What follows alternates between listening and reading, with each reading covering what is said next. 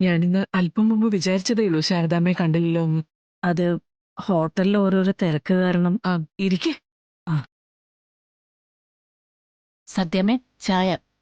ആ, ശാരദാമ്മയ്ക്കും കൂടി ഒരു ചായ എടുക്ക. ശരി. ഇവിടെ ഇങ്ങനെ വന്നും പോയി നിൽക്കാനല്ലേ പറ്റൂ. കടയിലെ കാര്യങ്ങളൊക്കെ എൻ്റെ ഒരു ശ്രദ്ധയില്ലാതെ ഒന്നും നടക്കില്ല. ഉം, അവരെത്ര നന്നായി കാര്യങ്ങൾ ചെയ്താലും എനിക്ക് ഞാൻ ചെയ്യുന്ന പോലെ തൃപ്തി വരില്ല. അത് എനിക്കും അങ്ങനെയൊക്കെ തന്നെയാ.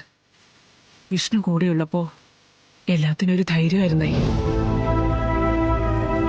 ഇപ്പൊ വെറും അനുഭവ കണക്ക് എന്തൊക്കെ ചെയ്യുന്നു എന്ന് മാത്രം. ഇന്ന ശാരദാമ്മ ചായ. സത്യമേ, ഞാനിപ്പോ വന്നത് പ്രധാനമായിട്ടും രോഹിത്തിനെ ഒന്ന് വീട്ടിലേക്ക് വിടണമെന്ന് പറയാനാ. അവിടുത്തെ വിശേഷങ്ങളൊക്കെ ഏറെക്കുറെ സത്യാമ്മയ്ക്ക് അറിയാലോ. ഉം. ഞാനും കൂടി ഇവിടെ വന്ന് നിൽക്കുമ്പോ അവിടെ ഒരു പെണ്ണാണെങ്കിൽ വയറ് നിറഞ്ഞു നിൽക്കുക. രാത്രി എന്തെങ്കിലും ആവശ്യം വന്നാ ഒന്ന് ഓടാനോ ഡോക്ടറെ വിളിക്കാനോ ആരാ അവിടെ ഉള്ളത്?